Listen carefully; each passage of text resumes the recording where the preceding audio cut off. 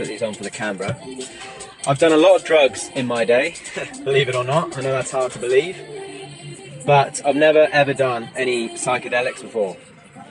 And tomorrow I'm booked in to go on a spiritual type retreat.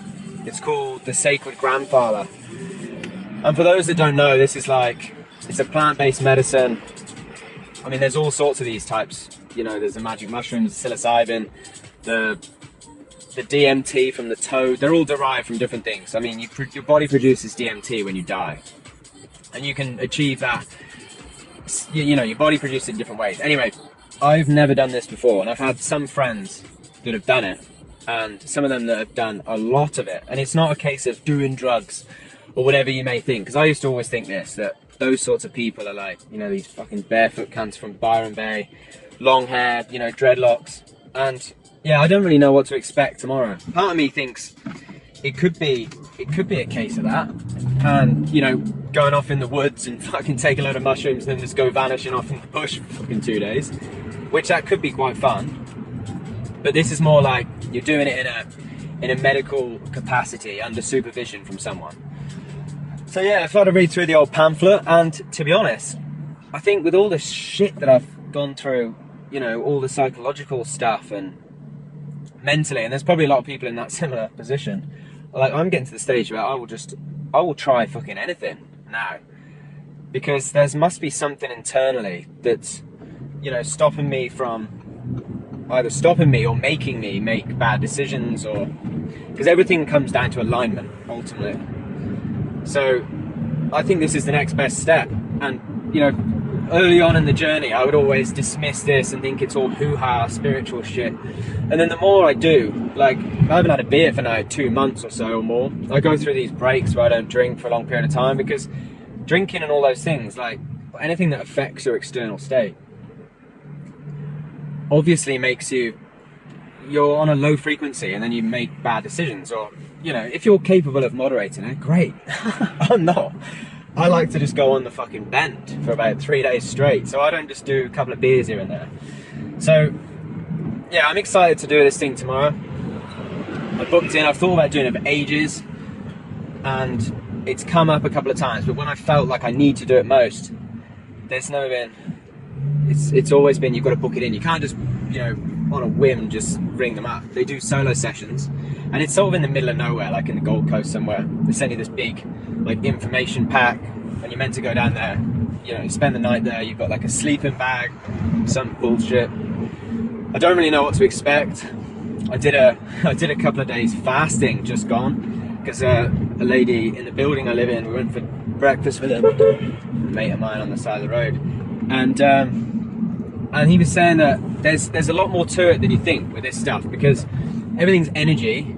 And he was, you know, I don't know what he's saying is that if you eat meats and things leading up to this, like you have to, well, you don't have to, but you're going to get the best out of it if you avoid meats, things like that, because you can never be sure of the way that, you know, if they were killed inhumanely and all these sorts of things, because apparently it all plays a factor, because everything in life is energy, you know. And a lot of people, it took me a while to really go down the rabbit hole and try and understand this, but everything is connected, different frequencies and different levels. And I'm at the stage where I'm just, you know, the self-development, learning more things about everything, because everything comes back to crypto, whatever it is you're trying to achieve. And the patterns that I notice with these people that do anything at a high level, you know, the building I live in, there's a lot of wealthy people in that building from all different walks of life. You know, I'm not fucking one of them yet.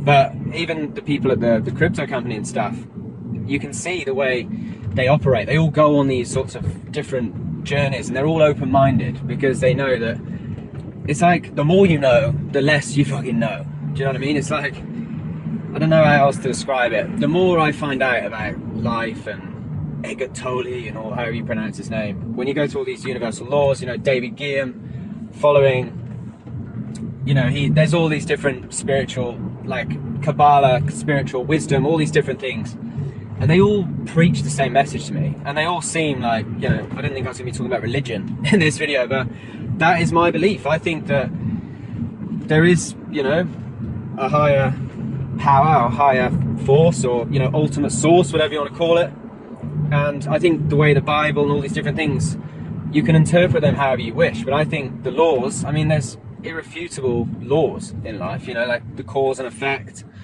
the law of Dharma, and all these spiritual things. I just think it's all the same thing.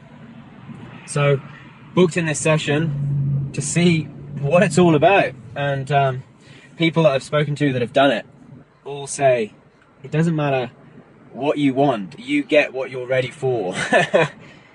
And it's even bloody weird, like, over the last couple of years, like even having a dog, there would have been a time in my life where like my mum would say something about a dog smiling or something, and I would just dismiss that and think that's fucking ridiculous.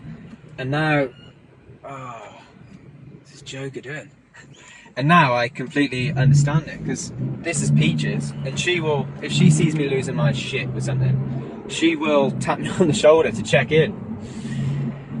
But this is the first of many, I think. I wasn't quite ready for the toad. That's like the proper DMT where, yeah, I've heard all sorts of stories, good and bad, where people, like Joe says, he's like, it doesn't matter, you will never be the same when you've had this DMT. you go to another realm and back in 15 minutes, and then the week afterwards, you're like getting all this new information, whatever it may be, downloads or whatever you want to call it, where, you know, the universe is giving you messages, and it's like you've got to spend time in stillness to digest it and really understand it, because it's weird, but something I've always wanted to do. Booked it in for tomorrow, and yeah, hopefully now you're going to see a big change. The old prophets. It's probably got a lot to do with fear, because when you're operating in those lower frequencies, maybe it will just help let go of all that previous the shit and the baggage that we carry around with ourselves. So that's the aim anyway. Go in with an open mind, go to another realm and back. Fuck, it could be loose. It's not going to be like taking coke. Fuck, I feel like I'm on cocaine now half the time.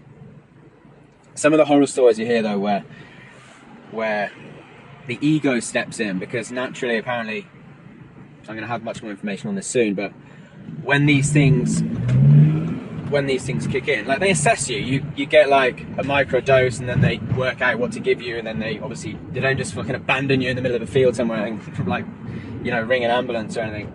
But what they do say is, if the ego wants to step in, which it probably will, depending on how you react to this stuff.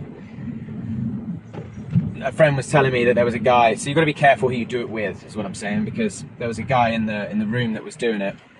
They were all doing it collectively as a group. And there was a guy there with his wife, or his missus, or whatever, and he was having a difficult time. He obviously didn't want to let down the ego, because he was there, apparently they were all sat in a circle and they were doing whatever they were doing. And he was just going, and yeah, that was his ego stepping in, because it wouldn't let him let go.